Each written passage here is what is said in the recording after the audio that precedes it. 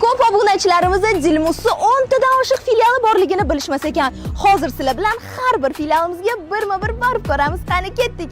Chilonzor filiali. Chilonzor filiali 16-kvartal Botirma To'r ko'chasida joylashgan. Bu filialimiz o'ziga xos katta assortimentda va eng hamyonbop narxlar bilan ajralib turadi. Bu filialimiz Sergeli bo'lib, Sergelining qoq markazida 4-bekatda yonginasida joylashgan. Sergeli filialimiz o'zini kengligi bilan ajralib turadi. Sababi butun Sergeli aholisini o'z bag'riga sig'dira oladi. Navbatdagi filialimiz Rissoviy bozor Magnit targ'ov sentrining 3-qavatida joylashgan. Bu filialimiz asosan zamonaviy uslubda kiyinadigan qizlarimiz uchun ayni muddao.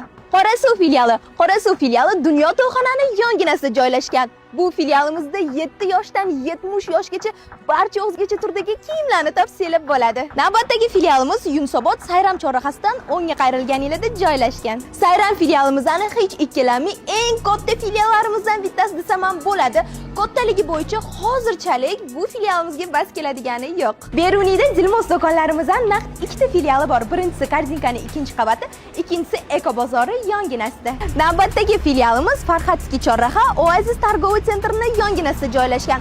Farxatskiy filialimiz Chilonzor filialimiz bilan har taraflama raqobatlasha oladi.